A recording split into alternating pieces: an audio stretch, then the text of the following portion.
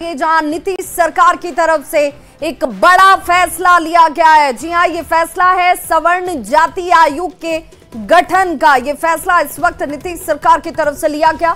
महाचंद्र सिंह को आयोग के अध्यक्ष की जिम्मेदारी दी गई है। वहीं राजीव रंजन उपाध्यक्ष बनाए गए हैं। दयानंद राय, जय कृष्ण झा सदस्य यहां चुने गए हैं। वहीं अनुसूचित जनजाति की बात करें तो अनुसूचित जनजाति आयोग का भी गठन किया गया है। शैलेंद्र कुमार बनाए गए हैं राज्य एसटी आयोग के अध्यक्ष। और ये बड़ी खबर इस वक्त सामने आती हुई, आनंद अमृतराज हमारे साथ इस वक्त ज्यादा जानकारी के साथ फोन लाइन पर जुड़ गए। आनंद, 15% के आसपास सवर्ण लोगों की संख्या है और उनको भी साधने के लिए क्या ये आयोग का गठन इस वक्त किया गया? देखिए, निश्चित तौर पर विवाह चुनावी साल है और नीतीश कुमार की सरकार चुनावी साल में हर वो काम करेगी जिससे तमाम जातियों के वोट को अपने पाले में किया जा सके। तो उच्च जाति के विकास के लिए जिस आयोग का गठन किया गया है, उस गठन में सबसे इंटरेस्टिंग है कि जो महाचंद्र सिंह है, जो बिहार सरकार के पूर्व मंत्री भी रह चुके हैं और बीजेपी के बड़े नेता हैं, उन्हें इस आयोग का अध्यक्ष बनाया गया है। और इस आयोग में जो जेडीयू के राष्ट्रीय प्रवक्ता हैं राजीव रंजन, उन्हें उपाध्यक्ष बनाया गया। उसके अलावा 3 लोगों को सदस्य बनाया गया है, जिसमें दयानंद राय हैं और जय कृष्ण झा और राजकुमार सिंह। जाहिर तौर पर सवर्ण आबादी 15% के आसपास है और सवर्णों की स्थिति क्या है, उसके लिए इस उच्च जाति का आयोग का गठन किया गया है कि अब जबकि देश में जातिगत जनगणना की बात भी हो रही है और उसकी घोषणा भी केंद्र सरकार ने की है, तो बिहार में भी तमाम जातियों की स्थिति कैसे है, इसके लिए उस एक आयोग का गठन कर, उच्च जाति का आयोग का गठन कर इसमें अध्यक्ष और उपाध्यक्ष के सहित सदस्यों की नियुक्ति की गई है।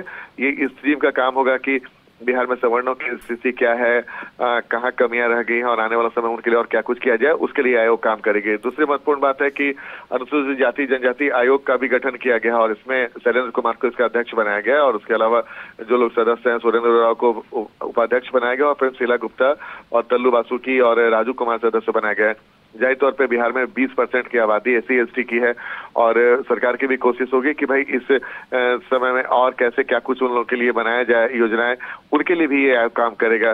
तो जाहिर तौर पे चुनावी साल में बिहार सरकार की कोशिश है, नीतीश सरकार की कोशिश है कि हर उस जाति को लुभाया जाए और हर उस जाति के लिए काम किया जाए जिनका चुनाव में महत्वपूर्ण आसान होता है। तो इसी वजह से ये दोनों आयोग के गठन की घोषणा भी इसी तरीके से की गई और आने वाले समय में अभी और भी कई आयोग हैं, उनका भी जल्द से जल्द गठन करने वाला है। लेकिन नीतीश कुमार ने फिलहाल 2 आयोग का गठन कर दो जातियों को एक बड़ा संदेश देने गठन के साथ क्या कोई टास्क भी सौंप दिए गए हैं? क्योंकि जैसा हम सब जानते हैं कि चुनावी साल है तो सिर्फ गठन करने से तो काम चलेगा नहीं, एक मैसेज भी जाना चाहिए उस समाज तक, उन लोगों तक, क्योंकि सवर्णों में भी बहुत बड़ी तादाद में संख्या ऐसे लोगों की है जो गरीबी रेखा के नीचे आते हैं। तो वैसे लोगों तक पहुंचना, फिर उनसे जुड़ी हुई जानकारियों को निकालना, ये तमाम टास्क भी क्या सौंपे गए हैं?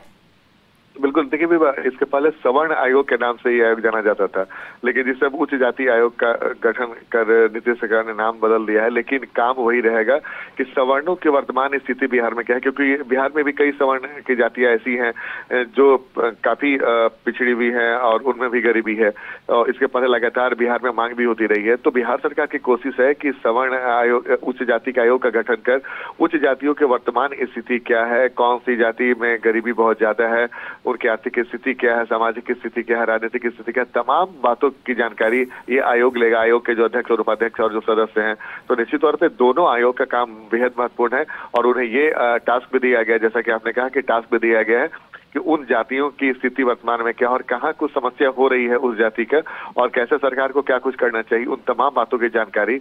बहुत बहुत शुक्रिया आनंद, तमाम जानकारी के लिए। तो नीतीश सरकार का ये बड़ा फैसला